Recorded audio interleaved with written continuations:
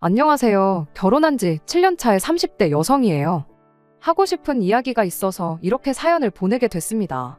얼굴도 본 적 없는 사람들에게 제 이야기를 해본 적이 거의 없다 보니 좀 어색하지만 그래도 끝까지 들어주시고 해주시고 싶은 이야기가 있으시면 얼마든지 해주셔도 괜찮아요. 달게 받아들이겠습니다. 일단 저는 앞에서 말한 대로 올해로 결혼한 지 7년 차예요. 연애한 기간까지 더하면 거의 10년이란 세월을 남편과 함께 했지요. 그리고 결혼 직후부터 저희 부부는 아이를 갖기 위해 부단히도 노력을 했습니다만 어째선지 통 소식이 없더라고요. 둘 다 젊고 건강한데 도통 이유를 알 수가 없었어요. 그래서 결혼한 지 3년 차가 되던 해 남편과 상의 끝에 병원을 가보기로 했네요. 병원에 가는 내내 어찌나 심장이 벌렁거리던지. 그런데 웃긴 게 뭔 줄 아세요? 저는 솔직히 저희한테 아이가 안 생기는 이유가 남편한테 있을 거라고 생각했어요. 아니, 거의 확신을 했지요. 그도 그럴 것이. 저는 20살 이후로는 매년 건강검진을 받아왔었고 그때부터 지금까지 늘 좋다는 얘기만 들었었거든요. 그래서 저는 적어도 제 건강에는 나름대로 자신이 있었어요. 그런데 검사 결과는 충격 그 자체였습니다. 남편은 아무런 이상이 없는데 제가 문제라고 했거든요. 여기다 다 이야기를 할 수는 없지만 저 때문에 아이가 안 생기는 거다. 그리고 앞으로도 높은 확률로 아이를 갖긴 어려울 거라나요. 그리고 그날 이후로 한동안 제 눈에선 눈물이 마를 날이 없었어요. 하지만 슬픔은 저만의 몫이 아니었습니다. 제가 슬프고 힘든 것보다 더 괴로운 건 제가 보기에도 남편이 너무 불쌍했다는 거예요. 사실 저야 아이를 그렇게 좋아하는 편은 아닙니다. 그래서 아주 오래전부터 결혼을 하더라도 아이를 꼭 낳아야 한다고 생각해 본 적은 없어요. 사랑하진 않지만 애 때문에 참고 산다는 부부들도 이해할 수가 없었고요. 하지만 저희 남편은 달랐습니다. 원래부터 애들을 아주 좋아했다고 했거든요.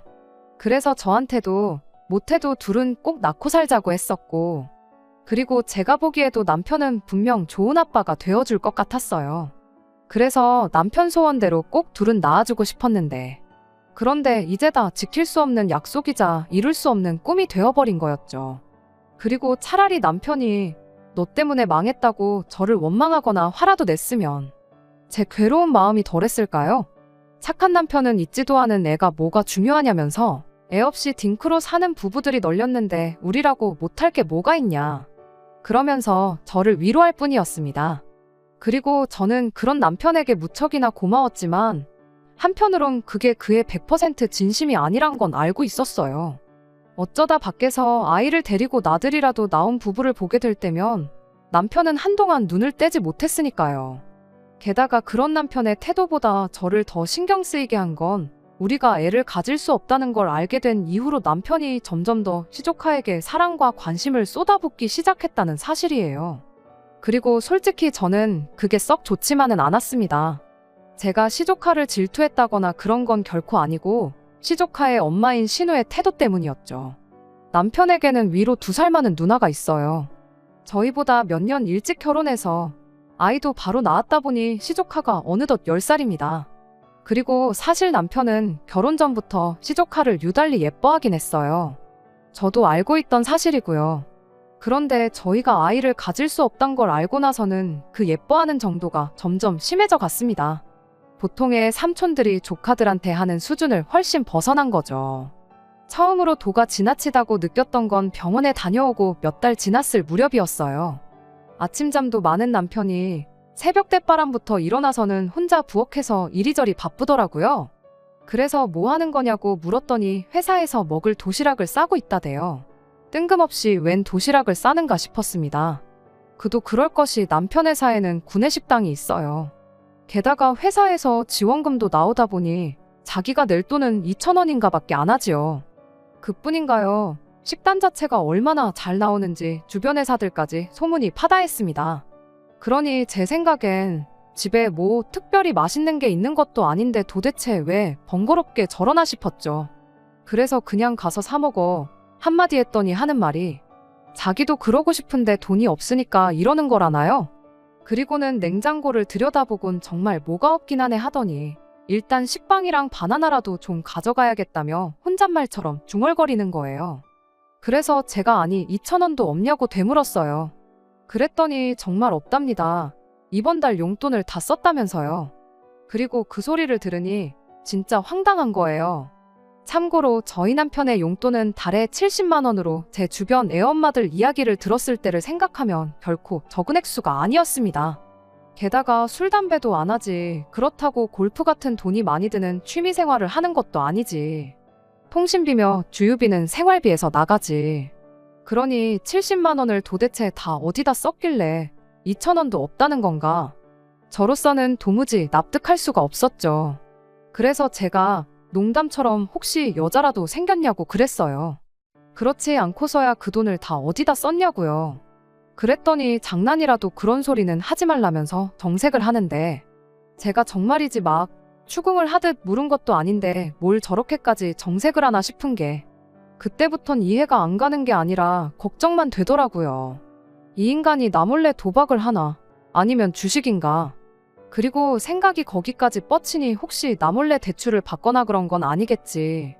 정말이지 머리가 다 아파오더라니까요.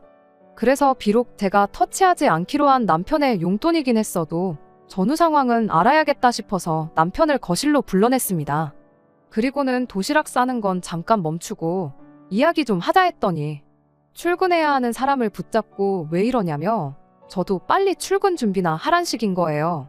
하지만 제가 뭐 토론을 하자는 것도 아니고 그냥 그 용돈을 다 어디다 썼는지만 말해주면 되는 거 아니냐고 끈덕지게 남편을 붙잡고 늘어졌습니다. 그랬더니 그제서야 남편이 하는 말이 조카한테 썼대요.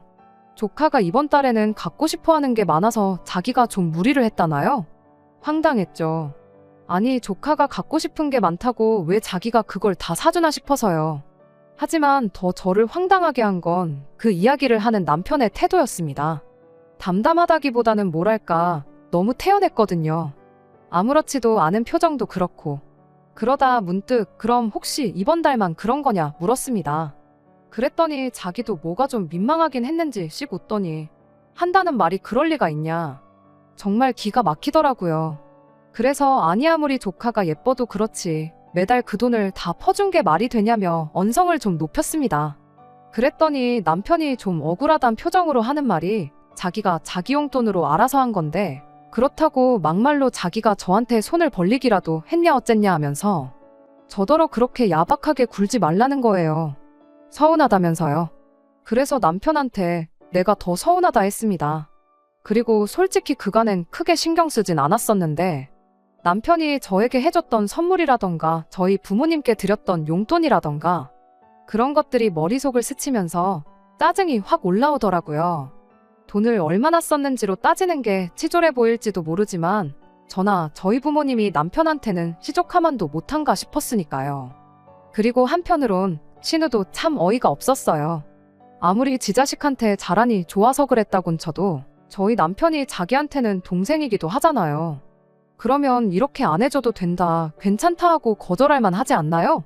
하지만 거절하긴커녕 오히려 애가 이거 갖고 싶다더라 저거 갖고 싶다더라 해가며 알려왔다는 게 저도 남동생이 있지만 저는 동생에게 하나라도 더 해주면 해줬지 뭔가 뜯어낸다는 건 상상해 본 적도 없었단 말이죠.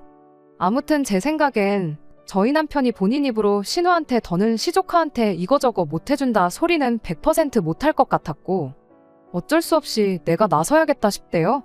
그래서 일단은 남편한테는 강하게 나갔습니다.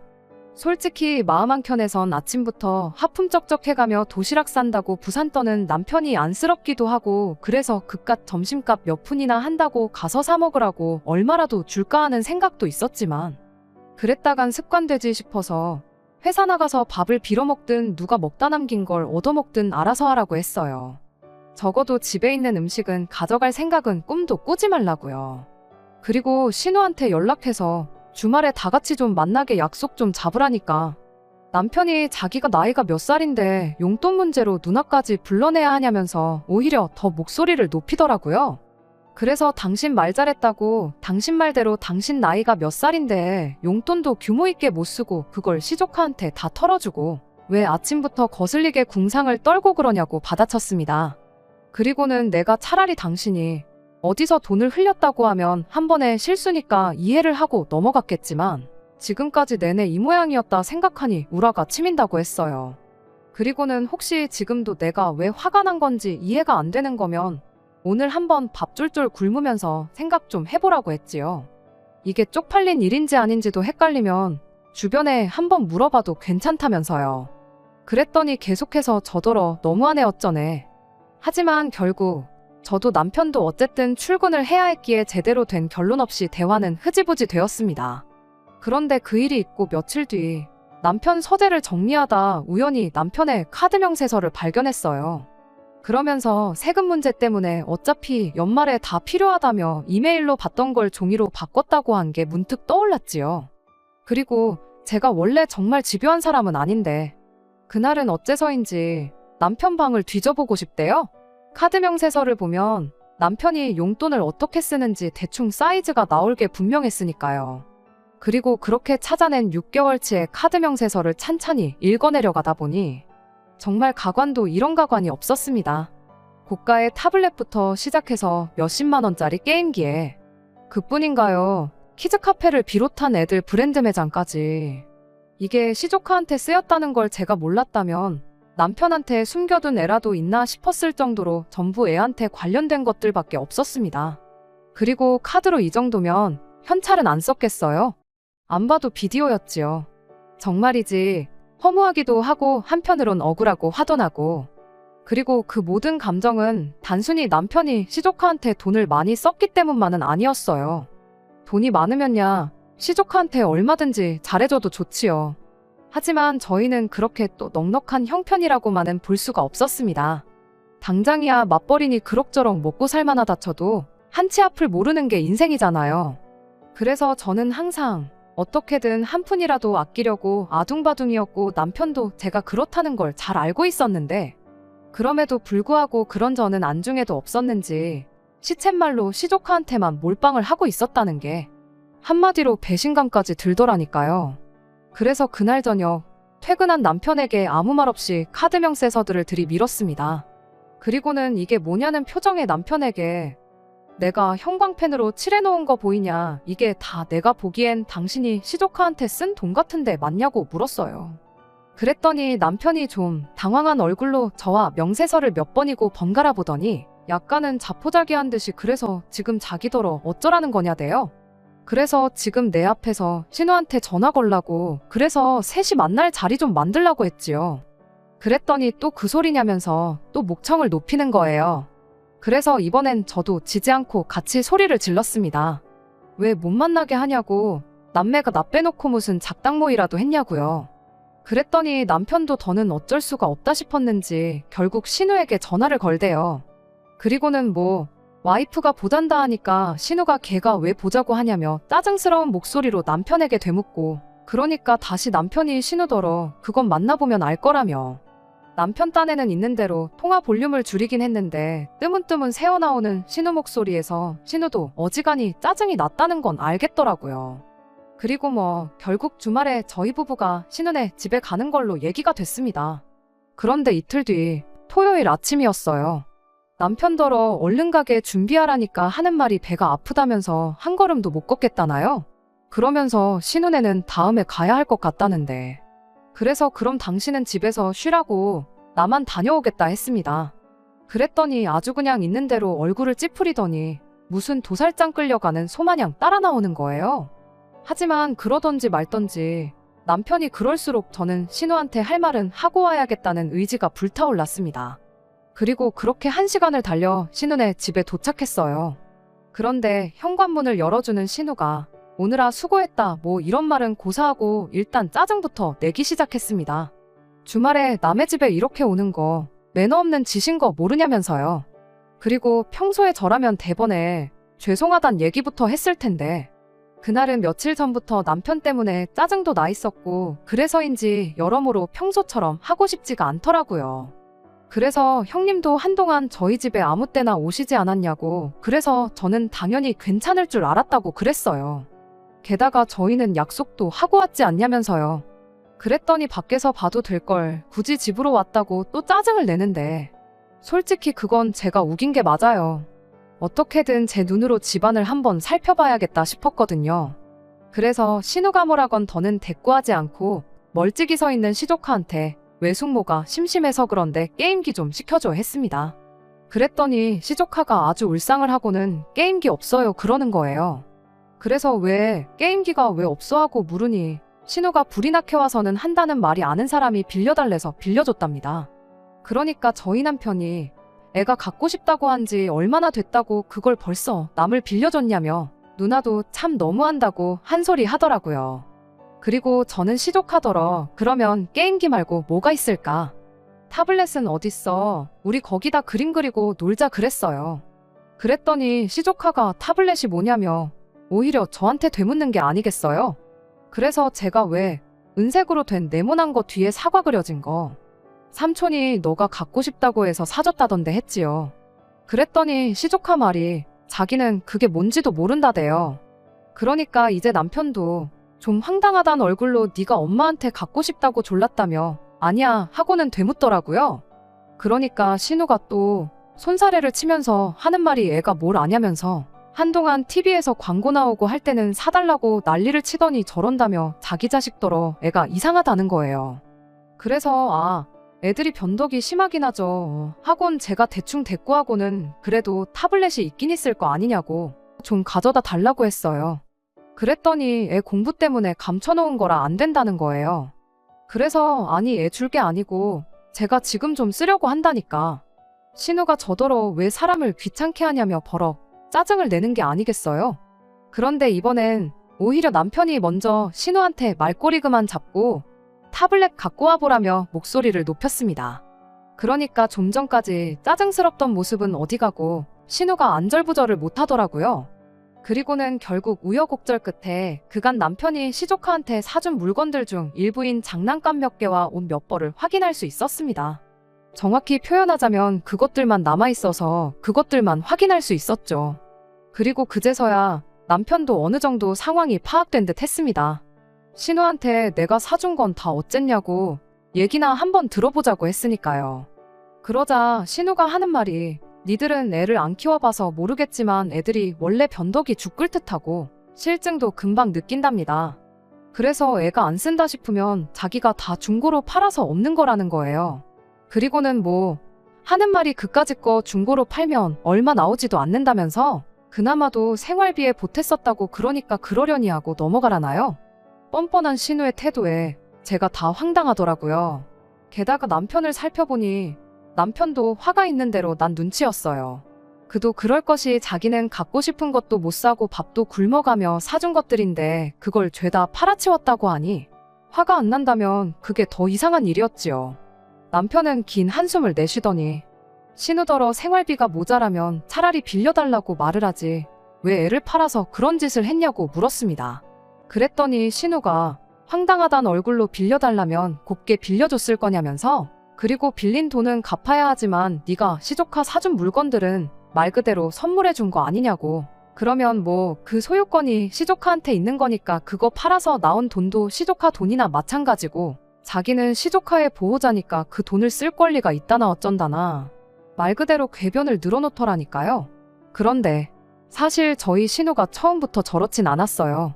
제가 남편하고 결혼할 때만 하더라도 뭐 성격이 대단히 좋았다거나 그런 건 아니었지만 그래도 사람이 상종 못하겠다 싶을 만큼 뻔뻔하고 억지를 쓰는 그런 스타일은 아니었단 말이죠. 그런데 어쩌다 저렇게 된 건가 싶은 게 저희 남편이 당한 걸 생각하면 정말 얄밉고 분하면서도 한편으론 괜히 측은한 마음까지 들더라니까요. 그리고 얼마 후 어머님을 통해서 알게 된 건 심해부가 도박을 했답니다. 도박을 해서 뭘 얼마 잃은 수준이 아니라 여기저기 빚까지 내가면서 말 그대로 집 재산을 싹 다 말아먹은 모양이에요. 그러면서 어머님이 신우 상황이 그러하니 저더러 이번 한 번은 그냥 넘어가라고. 당신이 나중에 기회 봐서 잘 알아듣게 이야기하시겠다고요. 그래서 저도 마음 같아선 누나가 돼서는 동생 뜯어먹고 사는 게 할 짓이냐고 인생 똑바로 살라고 퍼붓고 싶었는데 꼭 참았습니다. 아예 두 번 다시 안 보고 살 거면 모를까. 그래도 어쨌든 가족이니까 제 나름대로 한 번의 기회는 줘보기로 한 거죠. 다만 남편한테는 단단히 일러뒀어요. 시조카를 예뻐하지 말라는 건 아니지만 뭐든지 적당히 도를 지나치지 말라고.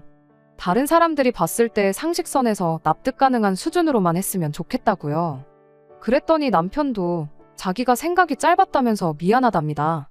자기도 자기 누나가 그럴 줄은 몰랐다면서 말이에요. 그리고는 뭐 이해해줘서 고맙다는데, 솔직히 따지자면 이해를 했다기보단 이혼할 게 아닌 이상 뭐 언제까지 이 일로 서로 부딪히며 살 수는 없는 노릇이었으니까요. 그래서 그냥 이 정도 해뒀으면 충분하지 않을까 하고는 넘어가기로 한 거죠. 그리고 저희는 상의 끝에 제가 경제권을 다 갖기로 했습니다. 제가 남편더러 이번 일로 당신에 대한 신뢰를 전부 잃었으니 경제권을 저한테 이임하라고 했거든요. 그랬더니 남편도 순순히 알겠다고 하대요. 그래서 당장 용돈부터도 매달 초 목돈으로 주던 것을 매주 얼마씩 쪼개서 주는 걸로 바꿨어요. 아무튼 그렇게 상황이 일단락되는 동안 신우네랑도 더는 이렇다 할 교류는 없었습니다. 신우도 그렇고 심해부도 그렇고 여러 가지로 쪽팔려서 그랬는지 시댁에도 잘 안 온다고 하더라고요. 그러니 저희 부부랑은 더욱이 마주칠 일이 없었죠. 그리고 그렇게 한 2년쯤 지났을까 웬일로 신우한테 연락이 왔어요. 예전보다는 한층 밝아진 목소리로 그동안 잘 지냈냐고 묻는데, 정말 우리 사이에 아무 일도 없었던 것처럼 얼마나 친했던 사이처럼 물어오니 제가 다 당황스럽더라니까요. 그래도 일단은 잘 지냈다고 형님도 잘 지내셨냐 물었습니다. 그랬더니 자기는 요즘 살만 난다대요. 빚도 다 갚고 여유가 생겼다면서. 그리고는 조만간 한번 다 같이 만났으면 좋겠다는 거예요. 자기네 애가 저희를 그렇게 보고 싶어 한다면서요. 그래서 알겠다고 했어요. 아닌 게 아니라 사실 저희 남편도 시조카가 어떻게 지내는지 늘 궁금해하고 보고 싶어 했었거든요. 그러니 뭐 언제까지 안 보고 살 게 아닌 이상 이젠 만나는 게 맞다는 생각이었죠. 그리고 그렇게 다시 어느 다른 가족들처럼 저희도 신은혜와 왕래를 시작했습니다. 시조카도 시조카지만 남편이 한층 밝아진 것 같아서 제가 다 좋더라고요. 그런데 올해 초쯤 신우가 한 가지 제안을 해왔습니다. 이제 곧 시부모님 칠순도 있고 그러니 걔를 하면 어떻겠냐는 거였죠. 사실 칠순뿐만이 아니라 두 분 다 나이가 있으시니 병원에 가실 일도 많아지실 거고, 그런데 그럴 때를 위해서 걔를 해놓으면 누가 돈을 낼 건지 서로 눈치 게임할 필요도 없다면서. 그리고 실은 자기가 예전부터 걔를 하자고 하고 싶었는데 그땐 자기가 형편이 안 돼서 말을 못했다며 이젠 할 수 있을 것 같으니 같이 하자 뭐 그렇게 이야기를 하대요. 그리고 신우 말을 들어보니 나름대로 일리가 있더라고요. 실제로 뭐 주변에서 이야기하기를 시부모님이 갑자기 쓰러지셔서 병원비로 얼마가 들었네, 여행을 보내드리느라 얼마가 깨졌네. 그런데 신우 말대로 걔만 제대로 해놓으면 그런 일이 있을 때 대처하기도 쉽겠다 싶었죠. 그래서 한 달에 10만 원씩 그렇게 걔를 시작했습니다. 다만 한 통장으로 묵지는 않고 신은혜는 신은혜대로 저희는 저희대로 따로 모으기로 했어요. 그런 식으로 하는 걔가 어딨나 싶으시겠지만 신우의 전적이 있다 보니 도저히 거기다 맡길 수는 없었으니까요. 게다가 신우는 신우대로 그래도 자기가 윗사람인데 자기가 관리하는 게 맞지 자기가 매달 저한테 이체를 하는 건 모양 빠져서 싫다는 식이었고, 그래서 뭐 그렇게 흔하지 않은 형태의 걔를 하게 됐네요. 그리고 여기까지는 사실 별 문제가 없었습니다.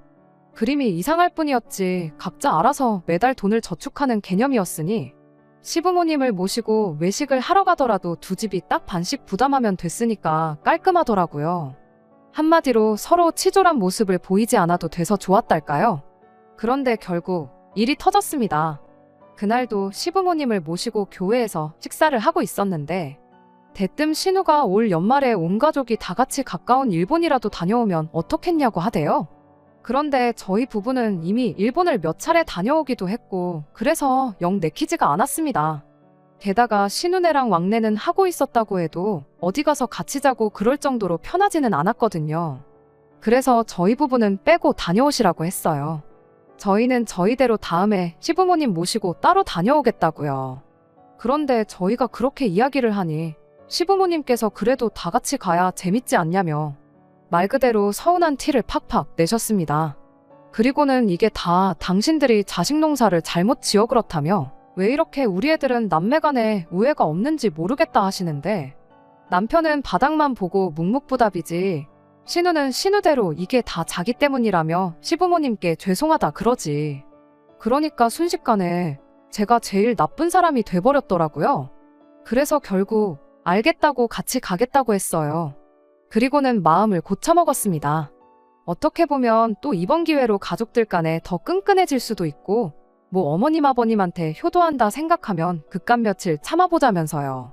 그런데 며칠 뒤 신우한테 연락이 왔습니다. 한껏 들뜬 목소리로 저희 귀찮을까봐 자기가 여행 계획을 짰다고요. 그래서 제가 혼자 하시느라 힘드셨겠다고 했더니 좀 힘들긴 했지만 괜찮다면서 아무 걱정 말고 자기만 믿고 따라오라대요. 그래서 저는 그래도 한번 다 같이 만나서 이야기는 나눠봤으면 좋겠다고 했습니다. 어딜 갈 건지 뭘 먹을 건지 그런 정보도 하나 없이 무슨 유치원생들 소풍 가는 것도 아니고 신우 뒤만 졸졸 쫓아다닐 수는 없다 싶었으니까요. 그랬더니 신우는 좀 전과는 달리 한껏 날카로워진 목소리로 정 그래야겠으면 알겠다고 하대요. 그런데 만날 시간은 안 되니까 전화로 얘기하자길래 그러자 하곤 남편까지 불러냈습니다. 그리고 그때부터 스피커폰으로 신우가 여행 일정을 불러주는데 당장 첫날 도착하자마자 놀이공원을 간다는 거예요. 그래서 제가 어머님 아버님을 모시고 놀이공원을 가자는 거냐니까 그래도 거기가 유명한 곳이니 가보는 게 좋겠다나요? 게다가 그뿐만이 아니었습니다. 가자고 정한 식당들도 죄다 파스타에 햄버거에 제가 보기에는 절대로 어머님 아버님이 잘 드실 만한 메뉴들이 아니었지요. 하지만 무엇보다도 황당했던 건 신우가 심해부 동생도 데려간다는 거였어요. 그래서 제가 그 사람을 왜 가족여행에 데려가냐고 말도 안 된다니까. 일본어를 할 줄 아니까 여행 경비를 내주는 대신 통역을 해주기로 했다고요. 어이가 없었죠. 솔직히 요새 누가 일본어를 할 줄 알아야만 일본에 가나요? 가면 천지에 한국말로 다 써있는데 그래서 그럴 필요 없다. 당장 나도 몇 마디는 할 줄 알고 일본어 못해도 여행하는데 전혀 지장 없다. 하지만 신우는 계속해서 그래도 어머님 아버님한테 무슨 일이 생길지 아냐며 유창하게 일본어를 할 수 있는 사람을 꼭 데려가야 한답니다. 그리고는 저더러 안 데려갔다가 한 분이 쓰러지시기라도 하면 너가 다 해결할 수 있냐는데 할 수 있다고 했다가 무슨 일이라도 정말 생기면 제가 다 뒤집었어야 하잖아요. 그러니까 차마 할 수 있다 소리도 못하겠고 그래서 그럼 형님 마음대로 하시라고 했어요. 그런데 그게 끝이 아니었습니다. 여행 경비는 어떡할 거냐고 물어왔거든요. 그래서 뭘 어떡하냐. 시부모님 앞으로 들어가는 돈만 저희랑 형님이랑 반반 부담하면 되지 않겠냐 했습니다. 그랬더니 그렇게 계산하면 안 된다면서 시부모님 2분 그리고 저희 둘, 신은의 식구 셋 그리고 심해 부동생까지 총 8명이지 않냐며 이 8사람 몫을 저희랑 신은의 2집이 나눠서 내야 된다나요? 황당했지요. 저희가 왜 시조카목 씨랑 심해부 동생인지 하는 사람 몫의 반을 부담해야 하는지 납득할 수가 없었으니까요. 그래서 제가 그런 계산법이 어딨냐고 그렇게는 못한다 했습니다. 그랬더니 신우가 저더러 참 똑부러진다면서 어찌나 비아냥거리던지요. 그렇게 똑부러져서 아주 부자 되겠다고 비꼬는데 저도 너무 성질이 나서 부자 될 거니까 걱정 마시라고 받아쳤어요. 그랬더니 이제 뭐 제가 자기를 무시를 하네 어쩌네 되바라졌네 어쩌네. 그리고는 촉새 같은 신우가 저랑 다퉜다며 그새 시부모님한테 이야기를 했나 봅니다. 아니 그냥 그 이야기만 했으면 모르겠지만 거기다 이래저래 살을 또 붙인 모양이에요. 그러니 어머님께서 제가 전화를 받기가 무섭게 너는 돈이 그렇게 좋니? 가족은 안중에도 없니? 인생이 돈이 다가 아니다 뭐 그런 이야기만 하시다 끊으셨겠지요. 그리고 저는 잠깐 동안 당장이라도 어머님께 찾아가서 신우랑 통화한 내용이라도 들려드리고 억울하다고 하소연이라도 해볼까 생각했지만 이내 그러고 싶은 마음도 사라져버렸습니다. 왜냐하면 신우와 통화하는 내내 옆에서 입국 다물고 있던 남편이 이번엔 제가 좀 심했다는 식으로 나왔으니까요. 신우가 헛소리를 해댈 때 남편은 제 편을 들기는커녕 중재조차 하려들지 않았습니다. 그저 팔짱 끼고 눈 감고 뭐 감상하듯 벽에 기대선 고개만 쳐들고 있었지요. 그리고 그때도 저 서운했지만 남편에게 아무 말도 안 했습니다. 이제 겨우 다시 신우네랑 그럭저럭 지내고 있었으니 자기도 어쩔 줄을 몰라서 저러나 보다고 그렇게 생각하려고 했거든요.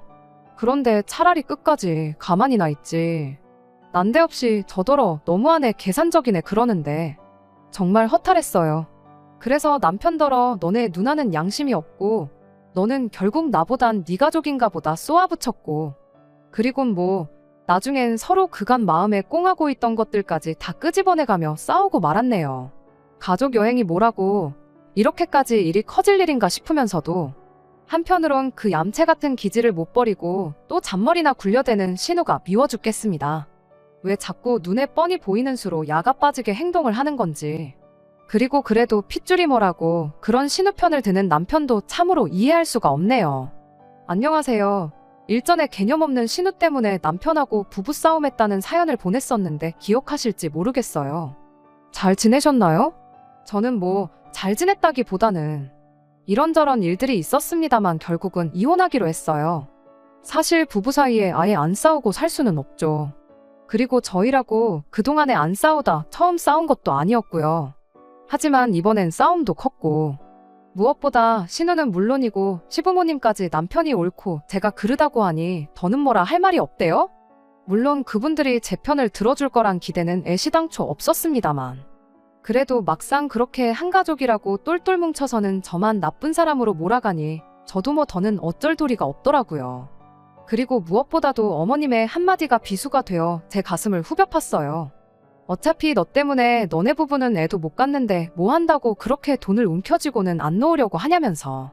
심보가 고약하니 몸이 그런 거라고 하셨거든요. 그리고 그 한마디를 딱 듣고 나니까 뭐 더는 아무 생각도 안 들었어요.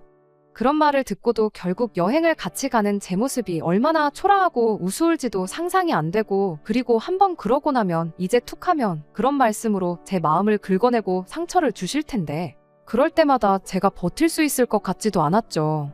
그래서 남편에게 재산 정리해서 이혼하자 했습니다. 그랬더니 남편이 한다는 말이 애도 못 낳는데 이혼까지 하면 제 인생이 어떻게 될지 상상이 안 되냐면서 그냥 어머님 말씀은 한 귀로 듣고 흘려버리래요. 부부끼리 살다 보면 부부싸움도 할 수 있는 거지 무슨 이혼까지 하냐면서요. 하지만 아무리 생각해도 남편이 끝까지 저를 지켜줄 것 같지도 않고 애를 못 낳는 건 슬프지만 솔직히 이걸 제 잘못이라고 할 수 있나요? 저는 그저 제가 불운하다고 생각할 뿐 제가 잘못한 일이란 생각은 안 듭니다. 미안한 것과 잘못한 것은 다른 일이잖아요. 그런데 어머님의 말씀을 듣고 나니 그간 마음속으로 어떻게 저를 생각하셨는지도 알게 되었고 그럼 뭐 신우라고 별반 다를 것도 없겠죠. 그리고 남편이야 지금은 뭐 아직 그래도 서로 젊고 사랑하니 괜찮다 할지라도 지금보다 세월이 더 흐르고 그때 가서 저를 원망하면 그건 또 어떻게 제가 감당해야 하나. 답이 없는 질문들이 머릿속에서 계속 맴돌았습니다. 그리고 결국 이 모든 걸 끝내는 건 제가 남편과 완전히 남남이 되는 것뿐이겠더라고요. 그래서 다시 한번 이혼을 요구했고 그렇게 결국 이혼했어요. 앞으로 남편은 시조카한테 몰빵을 하며 살지 아니면 새 여자를 만나 애를 가질지 모르겠네요. 그런 건. 저는 그쪽으론 아무런 신경도 쓰고 싶지 않아요. 비록 해피엔딩은 아니지만 지금이라도 제 인생을 되찾았다는데 의미를 두려고 합니다. 애를 낳지 못한다고 꼭 죄인처럼 살 필요는 없잖아요. 제가 잘났다는 건 아니지만 그래도 저도 행복해지고 싶으니 지금부턴 저 하나만 생각하며 살아보려고요. 응원해주세요. 끝까지 들어주셔서 감사합니다. 오늘의 사연은 여기까지입니다. 구독과 좋아요, 알람 설정 부탁드리고 더 좋은 사연으로 다시 찾아뵙겠습니다. 감사합니다.